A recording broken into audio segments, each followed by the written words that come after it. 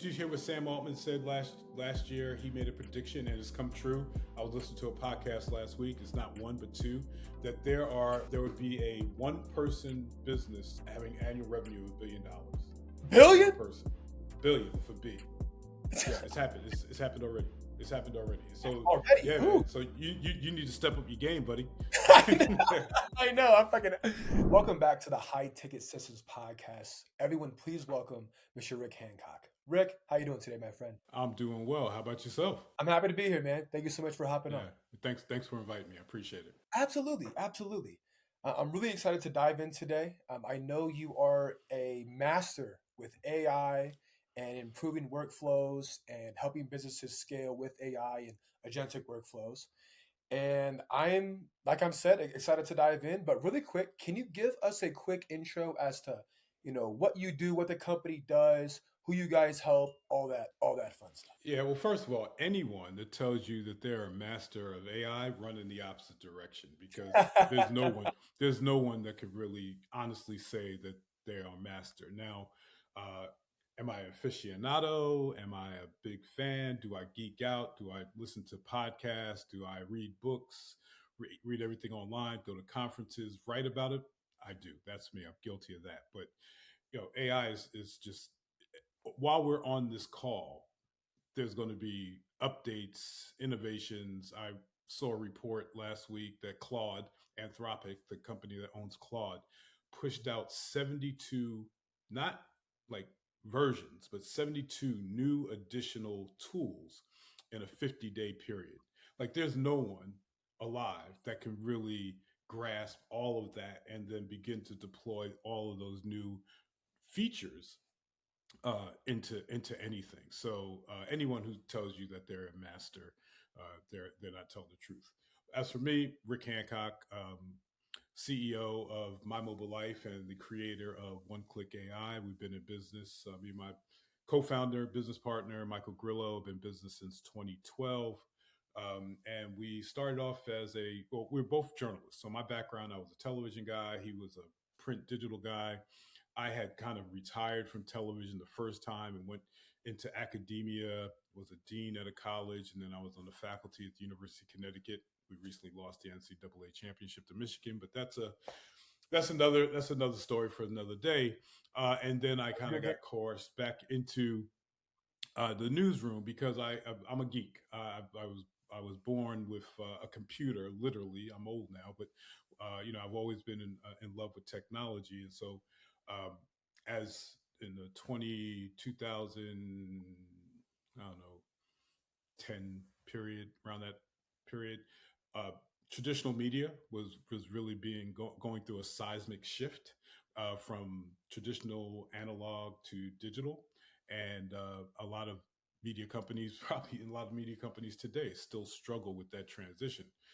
Now it's AI, but then it was literally they didn't know how to deal with MySpace. They didn't know what to do with, what's this AOL thing or what's this social media thing. So the Tribune company, the last company I worked for on the TV side, invited me to come back in and launch their digital integrated platform to merge their newspaper, television, radio, and alt weekly, their marketing and their advertising, to try to bring that into one cohesive digital unit infrastructure.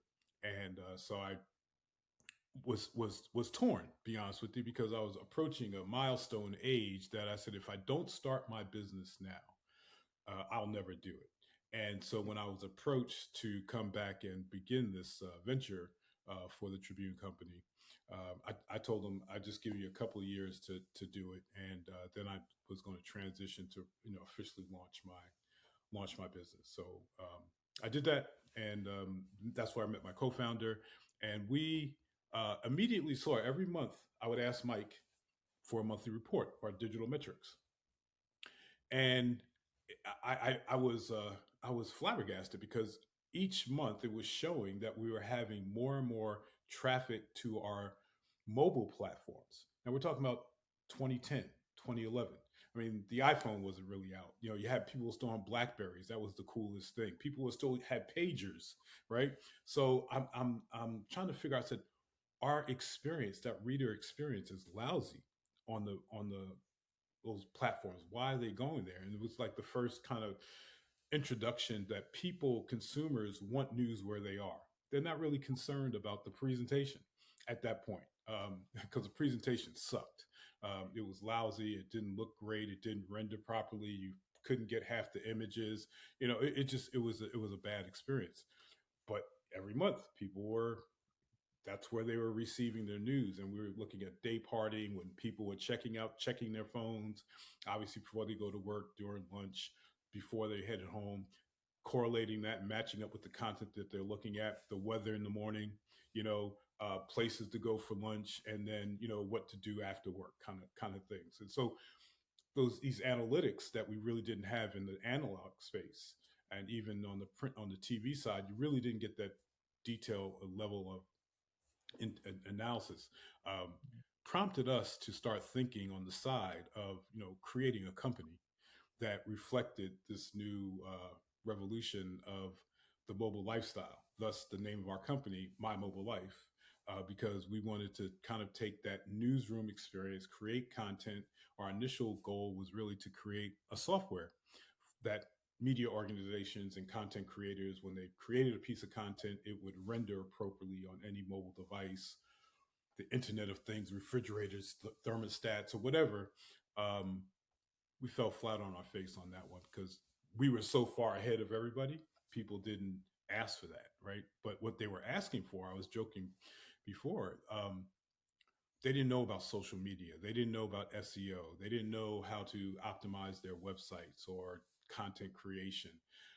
And so we reluctantly went into that space because, well, people were asking for it and we wanted to eat. So, Right.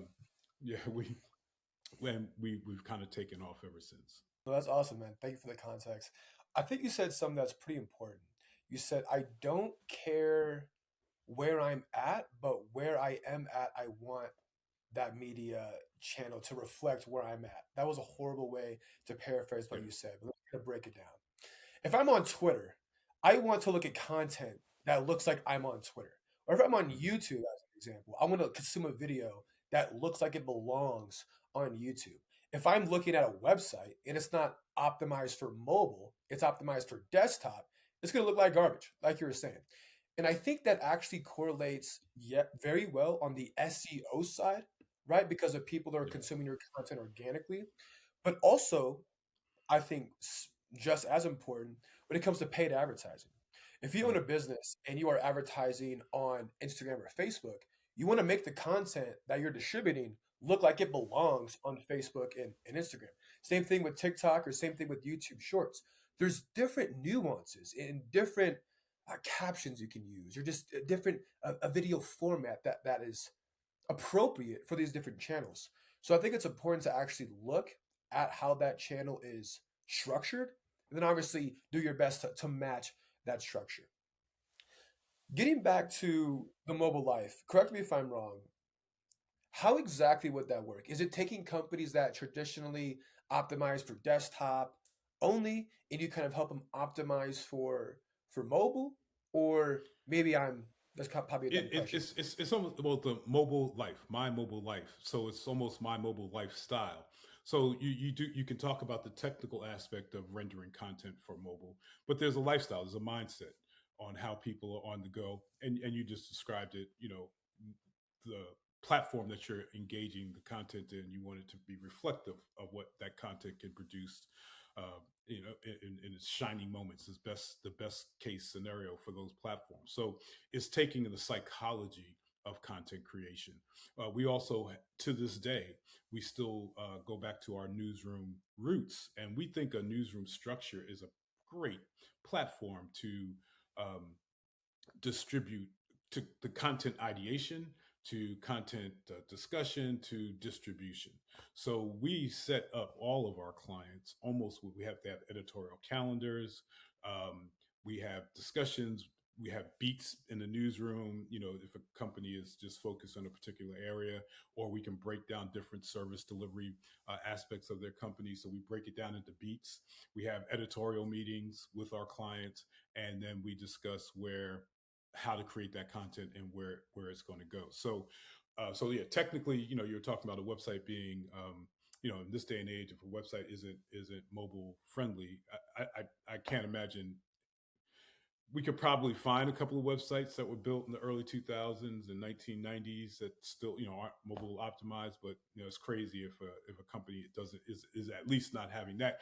And company the search engines penalized. They especially, we would really coach and counsel our clients early on that Google penalized companies that weren't mobile optimized for, because Google, you can never really predict how Google is dealing with its algorithms, but you can make some high level analysis that Google wants to provide the best search return for where a person is, where they're located, how they're receiving it, and things like that. So the mobile lifestyle, yes, reflects um, a mobile device per se, but it's really the lifestyle part of it that we want to focus people on the go.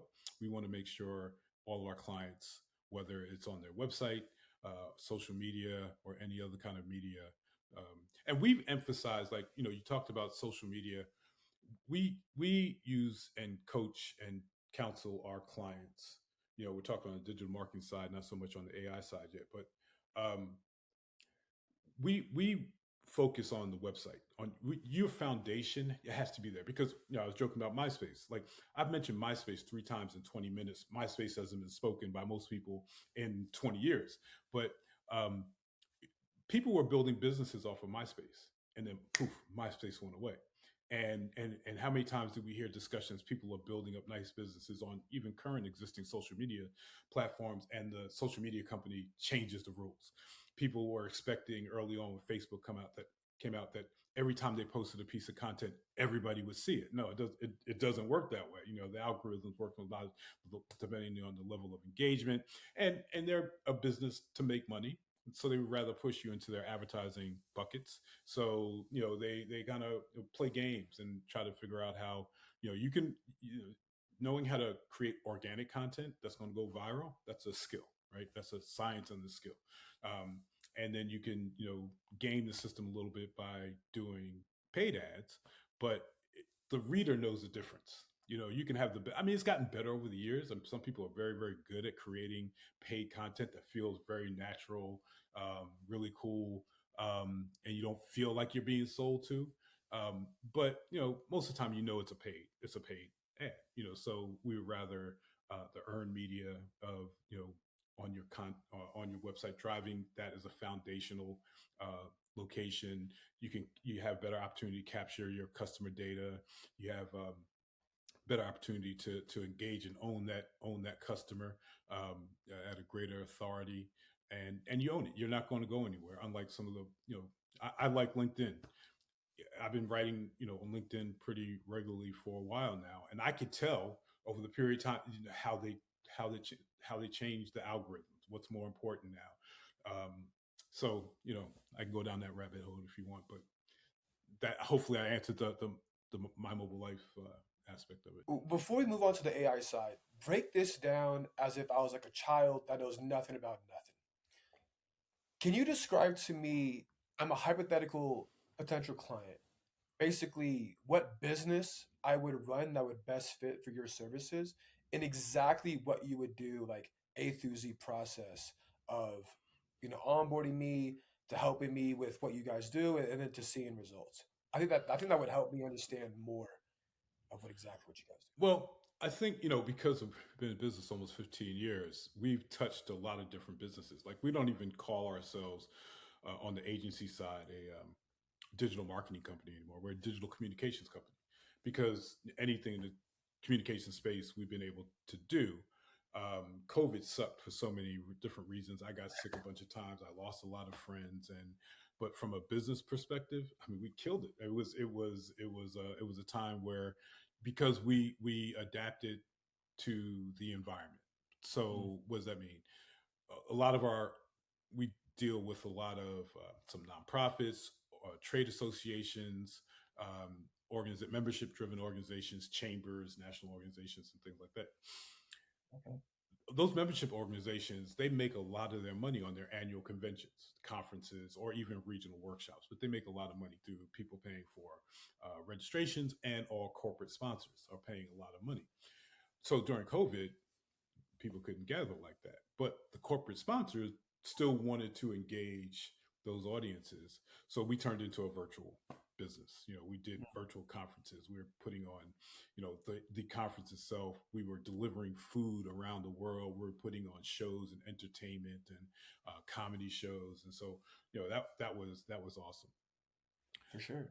But so we have a diversity in that, we have clients from IBM and the weather company to the local cigar shop, and how do we get there? Because I think while a lot of people, a lot of companies, try to come up with fancy frameworks and analogies, and our act B XYZ step of getting. Wait, you know what? You know what my framework is? I listen. I listen to people, and that is how we have been successful. Again, going back to the cigar lounge, when we first started the business, and I moved to Atlanta, Georgia from Connecticut, I would drive. I live in suburban Georgia, suburban Atlanta. I would drive into the city every single day, trying to get business. I was getting my butt beat. Nobody, they didn't like this outsider coming in, and it was mostly digital marketing services we were trying to sell. And I would drive back up to Alpharetta, Georgia, about 26-mile drive back up, and go to my cigar lounge and sit in there and just slump back in my chair, smoking a cigar, trying to figure out like, how am I going to get this business going? I invested a lot of money. I still own my house in Connecticut. I have a house here. I got kids. It's just the whole kit and caboodle. Yeah, yeah. But then the guy, so the cigar smoking is not a cheap hobby. So other guys that would come in are CEOs of companies, or have their own companies, and then they would come in there.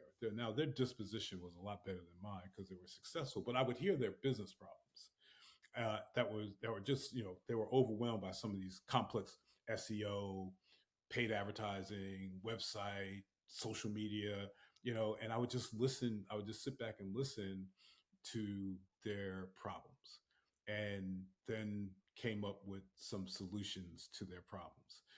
Um, That and sounds amazing. so I found listening, the heart, the beat, the foundation of entrepreneurs. We solve problems. If people have a Yes. headache, we're the aspirin. And so I just became laser focused on listening to people's problems. And even if we didn't have, it was just me, my business partner. My Mike is a more, even though he's a journalist, he's more technically focused. So he would do our app developments, our website developments, and he was kind of the COO. He would kind of keep the trains moving. So we had a lot of companies don't have that technical expertise on staff. We did. So I was able to overpromise sometimes, like we can do that, we can do that, we can do that. So I would never say no, we can do that. And then sometimes if we had to pull resources in, we did.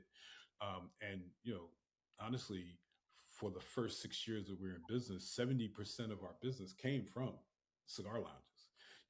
I mean, we're talking about big projects, big projects that we got tapped into. One of our biggest was the providing IT staffing solutions to the weather company and IBM. Like we had no experience in recruiting, talent acquisition, or anything like that. But the guy had a problem, and so we figured out the solution. And so that's how we get customers. That's how we gotten clients. Is that the perfect framework? Can that work for other people? I think it can. Just be good listeners. That's the framework. That's the only framework you need. Be a good listener, and I mean, be realistic. If you can't deliver on something, because that's going to hurt your credibility. But if you can actually pull those things together, and we were following it, in that lane of digital communications, a very broad spectrum, and very transparent in what we actually could do and what we may outsource if we can't do it. But that's what's kind of worked for us. No, thanks for that insight. I think you said something so valuable. But the one thing that all businesses have in common is that they solve problems. That is literally the foundation of businesses. So by you listening to these problems and then internalizing that and then thinking of solutions, of course they're going to hire you. I mean, you're obviously a great communicator, and if you know how to listen, you can build rapport that way. So when you say, "Yeah," whoever the person's name is, "Yeah, John, that problems, sounds pretty tough." I just thought of an idea that can actually help you. And he's like, okay, like what do you have? And now you can like go into your spiel or whatever the solution might be. You said something earlier as well that you said if I don't start my business now, I might not ever. Have you always had the desire to become an entrepreneur and be Oh self-employed yes, sir. yeah? I'm so glad you asked that question because that's my origin story. That's where I start. So I'm fortunate. Both my parents are still living. My dad will be 95 in May, and my mom will be 93 in June. And my father has been an entrepreneur all his life, and even to this day, even though he would never say he's retired. Um, People still can go. He was a graphic designer, printer, and provided supplies for big web presses.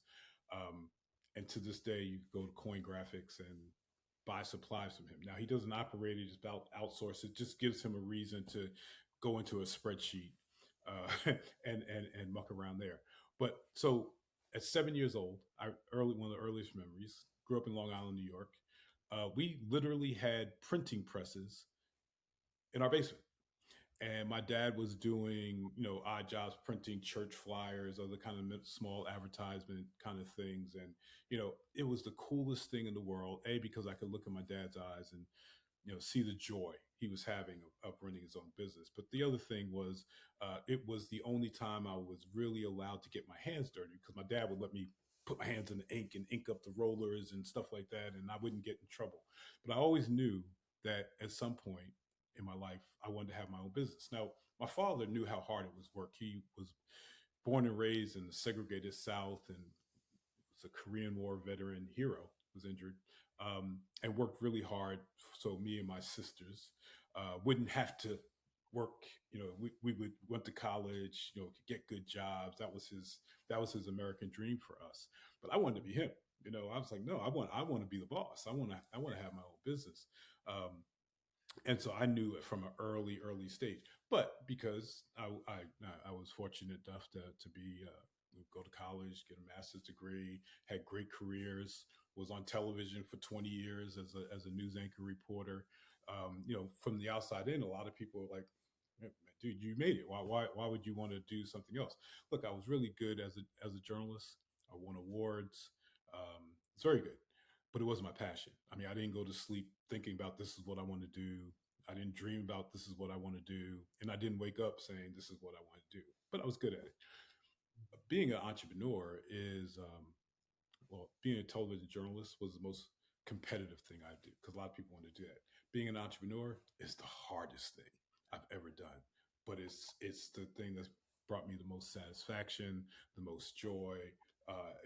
It's allowed me to meet some of the most interesting people. It's to help people, and it answers my that personal origin why of yes, this day and age, are entrepreneurs made or born? Up before AI, I would say, entrepreneurs are born. It's really hard. A lot of people have a lot of great ideas, but if you're not ready to deal with the ups and downs, the highs and lows of Yes. it, this is not for you.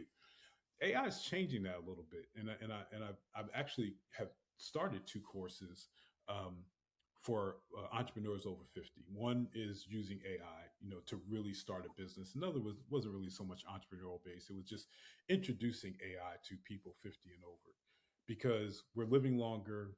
A lot of us are going to outlive our money, and so we're going to have to find ways to um, make money, Right. and AI has democratized that. Those days where, again, growing up, guys who retired, my father's friends, after they would go to the golf course and be a starter, or they would go to Walmart and be a greeter, or they get some little odd job. Those things don't exist anymore. And even some of the other, retail jobs, they just don't exist anymore. So I think that the taking your knowledge, what you know, your expertise, what you were known for. There are plenty, millions of ways that people can deploy what they know into some revenue generating opportunities that may have always existed, but the legwork, what you had to do to kind of put that together, would have taken longer. Now, just put in a prompt, get a vibe coding tool, and you can accelerate that. I'm not saying it's going to be easy. It's not being an entrepreneur. There's nothing easy about it, but there's a process there that you can follow. So some folks who never thought about being entrepreneurs might have no choice but to endeavor down that road, and I think that you have some new opportunities here that you didn't have in the past. No, absolutely. On the topic of entrepreneurship, I think there's so many traits and characteristics one must possess to actually start the process of becoming an entrepreneur, to actually take that leap. Because my younger sibling does not care about financial gain in the slightest. My stepmother is an extremely hard worker, but doesn't care about increasing her income. Those are like two things that and well, the lastly, taking risk, right? Your risk tolerance has to be, I would say, pretty freaking high if you're gonna be an entrepreneur, if you're gonna take a pay cut, if you're gonna rely on yourself to generate revenue for your family, for the household, etc., right? There's a lot of characteristic traits an entrepreneur needs. Secondly, because AI is here, and after this question we could definitely dive into that, it allows so many people of all ages to start an online business with the help of AI. It is the barrier to entry is so much lower now. But again, you need those characteristic traits to actually become a successful entrepreneur. The way I describe business and entrepreneurship is I'm going to war every day. I don't know if everybody else feels like this, but like the doubts that slip in. I feel like competition is on my back 24/7. I feel like time is like, this is so dumb, but it's like a belief I have. Like time is running out because someone's gonna outwork me and outcatch me, whatever the case is. Granted, I did play sports for 15 plus years at a very elite level. Maybe that is where my entrepreneur spirit comes into play. But nonetheless, I feel like I'm going to war every single day. And unless you're ready to battle, to go to war, entrepreneurship is not for you. That's what I want to say about I don't disagree with anything that you said. I look at it from though, you still have to be strategic. You have to be smart. So it. Oh, for one of sure. the things I've learned over the years is that I shouldn't be, I should be about my business, not in my business. And Mm. removing myself as the bottleneck, opened up so many different things and freeing up my what I do best. So, in the AI space, we got into the AI space because I think I told you we were doing talent acquisition services for the weather company. And how it worked was that they were RW2. So IBM and the weather company would give us a rec. We would go out and find somebody. Um, they would interview them. They like them. They would come on as our W-2 and we would contract them out. They would stay on the contract for maybe 6 months to maybe a year. And most of the time that they would then hire those folks full time. They would give us the rec back. We go out and get another contractor. And that went swell for a few years. And then all of a sudden they weren't backfilling. And so finally, I asked, hey, what's up? Were you sending this to another vendor? You're not happy with us? They said, no, we're replacing them with AI. I'm like, okay. I'm familiar. I'm a nerd. I'm tech. I was familiar enough with AI, but wasn't a practitioner of it. So me and my business partner decided to, you know, see what this thing was all about, and we went and got found a pretty decent AI certification program and went through it and walked out with now we're AI certified. Didn't mean jack because we still didn't know how to be AI consultants. We really just, it was so new. If you want to be a business coach or some type of a consultant, there's a whole body of work of decades, centuries of how to do this and the tools available, the networks available. And most of the time people want advisement or consultation on the things that they're struggling with their business. AI was so new. You have camps, you have people that are embracing it, then you have other people that don't want to hear about it because they feel threatened about their jobs and whatnot. So the tools just weren't there for folks to become AI who are AI certified, and especially non-technical AI consultants, because AI will trick you into believing that you now can do all these technical things. I'm guilty of that. Our platform, One Click AI, started as a custom GPT. I made a custom GPT, and then that sucked. And then I went on a vibe coding platform that sucked even more. but the idea was good, was solid. It was a tool that was going to help, non-technical AI consultants be able to advise, assess, advise, and implement. So I handed it off to my business partner, which I should have done, and he just laughed at me. Said, "Well, it's about time," So he spent time to build this thing out. Um, so the AI space is very, very interesting for a lot of people because change is the most difficult human nature trait that we have to manage. AI has just compounded that even more. Mhm. And so we're dealing with a lot of different levels of engagement points. So we dumbed it down. We took it back, and we touched on this a little bit earlier about listening. But and I mentioned that Anthropic pushed out 72 updates in 50 days. There's no way you can keep up. So you have to stay grounded and rooted. Also, just to keep it basic. I've now begun whenever I are trying to get AI business, I try to go 45 minutes before I even use the letters AI because it's not about AI. It's not the magic sauce. It's still listening to people's problems, business problems, finding solutions. What are your end goals? What are your objectives? Um, the AI is background noise.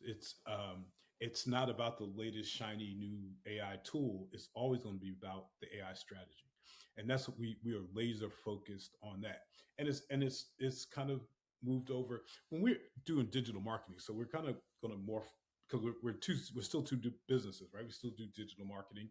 We've transformed all of our existing digital marketing clients over to AI. So now we're kind of serving as their chief AI officers, but we started off with an assessment, and we call it an AI readiness assessment. But really, it's deeper than that. It's understanding their current situation as a business in the industry, a competitive analysis.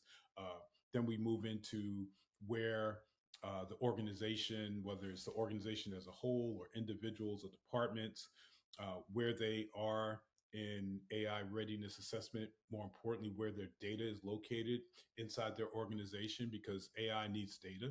It needs good, clean data. It needs good, clean, structured data before you could even think about implementing anything related to AI. So we focus on that. That's just good business practice. That's another kind of framework, where I try to simplify by just say listening, but listen and then assess, then advise, and then you can implement. And that's the framework that we live by and thrive by. No, thank you for the context there. Can you give me one specific example where you guys installed AI or AI systems into one of your clients' businesses? Surprise, surprise! I'm gonna bring up a cigar example. Go for it. Um, so one of our clients is a fairly high end cigar lounge here in North Georgia, North Atlanta. The owner is my age, hates technology, hates any discussion about AI. He just has a problem. His problem, and not to get too far in the weeds, but in Georgia and in the county that we live in, um, bars, cigar lounges, and restaurants are taxed differently. And if you are, and this cigar lounge is also serves alcohol, you need a consumable product. We had to, get legislation passed in the local city council to make the cigar the consumable product instead of a hamburger. And so the other complexity in that solution is that depending on your designation, are you a bar or you're a cigar lounge, will determine your tax, exposure. So the advantage of what he went into his business was that he needed to have a balance between selling alcohol and cigars. He was out of balance. Where so this year, to maintain the more favorable tax exposure that he's a business exposure, he has to sell $100,000 more worth of alcohol than cigars, and he didn't really have a plan for that. And so he asked me to, because we were doing digital marketing for them, say, okay, how do we do that? I used AI on the analysis, um, the being able to go into his point of sale systems, POS systems, to scrape customer data. He's been in business 10 years. He religiously, every time someone checks out, he has their name, their credit card information, their past purchases, whether they stayed in the lounge or they took a cigar out. So he is sitting on a mountain of data that really kind of painted a profile of every single one of his customers for the last 10 years Right. that were still coming into the lounge. So we used using very, if we wanted to do this manually, so you could have done that. You could have just downloaded all these spreadsheets and analyzed it and stuff like that. But AI was like so simple, so easy to do. And then we were able to craft through AI a content marketing message. Um, their platform, people do come to the website fairly regularly because every time he has new cigars, he'll post them on the website and people will go. But also it's more of a Facebook crowd than an Instagram crowd For or sure. an X. I don't even think we post on X anymore because most of them don't go on X. It's more of a Facebook crowd. And so we started offering, certain content. But then more importantly, we started tailoring content through his massive email list, knowing what people were buying, incentivizing them to come in. We know what they like to drink. We know what they pair their cigars with, and just and motivated them to come in and spend more on what. So we're able to customize for clients, for customers, his cigar people coming to the lounge on what they liked. So they came in with the QR code or coupon code to go in there. We just needed we through AI. He has a pretty sizable lounge. It's like, okay, everybody that sits in that seat right now, on average, is spending $27. We need them spending $47. You know, and the $20 extra coming from alcohol sales. And so we're able to do all that analysis through AI. Now, in our executive summary, how we outline this, and we have 90-day goals to achieve these. I never once used the word AI, not once, not once, because that would have been a turnoff for him. I mean, now this client relationship, I know him well. We consider each other friends. For sure. We talk business all the time. Um, but even if you don't have that level of personal relationship with a client, you got to listen to what they're saying. Jeff told me, I hate AI. Don't come in with any AI solutions, or don't put in, start saying you're going to install this and you install that with AI. So we didn't. So that is a case study that is on a lot of our literature. It's on a lot of information we put out there because that's a really good example in this day and age of AI. That because most people aren't in love with AI like I am, and talking to them and trying to sell them on the idea of why they need to embrace it. But I can sell them on the idea that I can get you to make $100,000 more, and the I charge them $20,000 to do that. So the return on the investment. So I said, okay, now back in the good old days, if I said, Jeff, okay, I'm gonna put this plan together and I'm gonna charge you $20,000, it was harder to gauge the return on the investment, and it might have been couched in billable hours, and you could have had scope creep that's coming in. This just makes it so much cleaner. Here's the plan. What are your business goals? How much you're trying to make? Here are the resources that we're going to deploy. Here's the plan. We're going to do some 90-day sprints, and here's my invoice. People care about the result. They hardly care about the process unless their mind and brain is wired to care about the process. Sell the vacation. Sell the Miami Beach or the Hawaii Beach. Don't sell the Yeah, plane ticket. Don't sell TSA. Don't sell, sitting next to some person you don't want to sit next to. You can have such a good time in Miami or such a good time in Hawaii. The beaches are so pretty, palm trees. Sell the yeah, result. Sell the extra yeah. 100 grand that your cigar client is going to make. Nobody cares about if AI is implemented in the process or if it's all manual. I just want the extra Right, 100 grand. I want to get tax Yeah, money. I, That's what I care yeah. about. Yeah, no, I agree. I agree with you 100%, Jordan. People, and then when people talk about systems, like people don't want to be taught a system; they want a system. They don't want, they just want it. You painted it, beautifully. They don't want, what SEO does. They just want the results of what SEO does. They just want it done. They just want it done. So I agree with you 100% on that point. Rick, I think you said something extremely valuable. I think the difference between your cigar client earning an additional $10,000 or an additional $100,000 is personalization. If you were to send a generic newsletter email to every single person who has ever purchased a cigar or purchased an alcoholic beverage at at your client's cigar lounge, I don't think you would have achieved as good results that you probably did. But by customizing the list, by making every email personalized to that respective customer's, favorite cigars or favorite drinks to like to indulge in, whatever the case is. But because it's personalized, you can have 5x, 10x, maybe even sometimes 100x returns. And I know this to be true because that's exactly how we use AI internally and on behalf of all of my clients.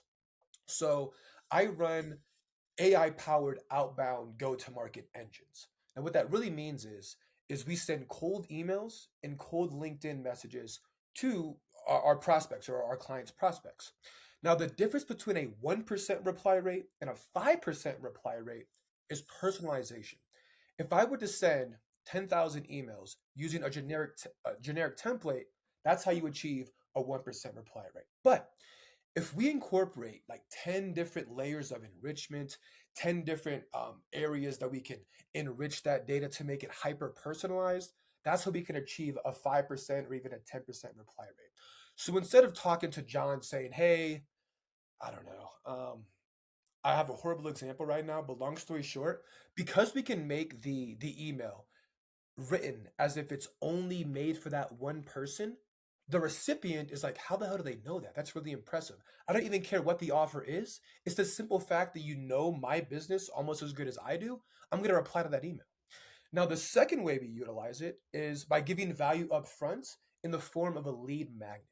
Now, opposed again to sending a generic PDF lead magnet, we make this lead magnet hyper personalized to the person who replied to that email.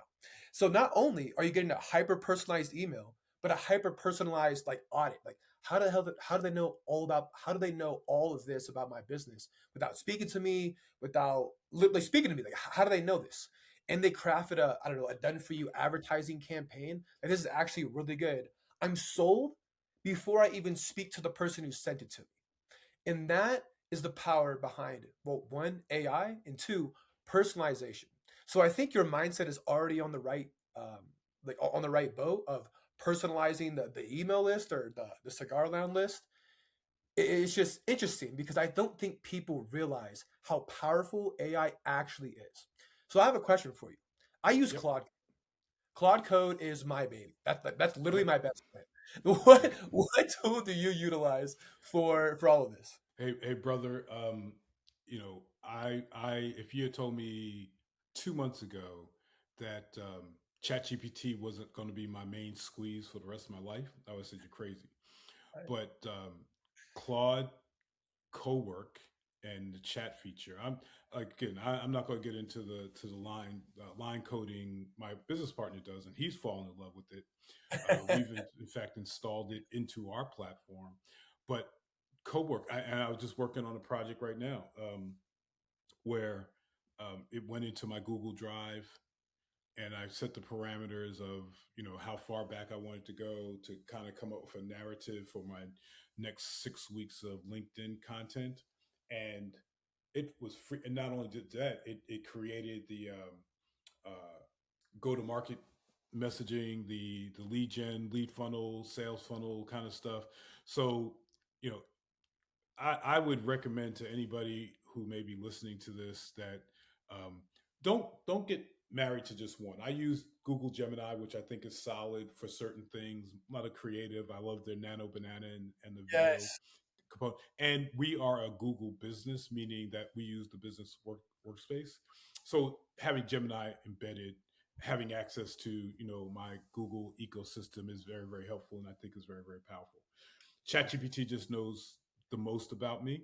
Um, and I have a lot of different things and projects set up, and I love projects, and I love a lot of other features. So I'm not going to poo-poo on any of it, but Claude has blown me away, um, and it's blown me away, and the agentic, especially on the agentic side of the world, where that's another buzzword.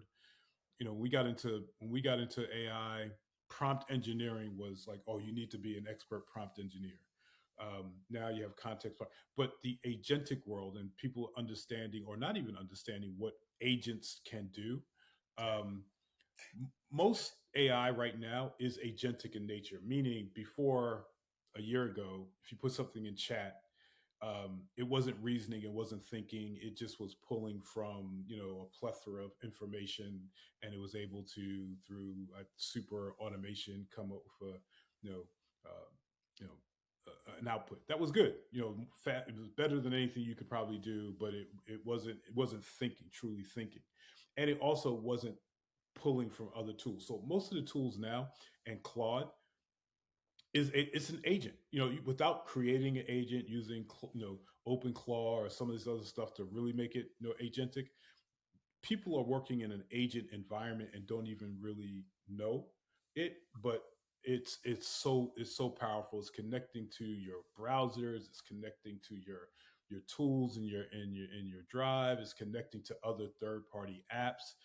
It's just, and it's seamless, and it's almost reminds me of, I'm an Apple guy through and through. Yes, I speak a second language of PC, but and why? Why did Apple? Because it was so easy to use. It just did it, right? Claude has gotten very close to Apple, and where ChatGPT is a little bit more PC, and Gemini is Google is Google. Google is utility that the common man could use, and it's embedded, and Microsoft. I think what they're doing is not great. What Elon's doing with his X, it's not great. What Facebook is doing with Llama, it's not great. But if you want to, and your tool stack, center around Google Gemini, OpenAI, ChatGPT, and Anthropic's Claude Code, Cowork, you're well on your way to building a nice little portfolio of AI tools that will accomplish anything that you need to get accomplished. Oh my gosh, you don't need to know how to code at all for Claude Code. You just need to have the idea. And you can go Hmm. into what's called plan mode. And you're like, hey, Hmm. Claude, here's my Hmm. idea. How the hell do I execute this? It's like, yeah, I got you, buddy. Yeah. This is how to do Right. it. Yeah. Cool. They'll go do it. And it's like, okay.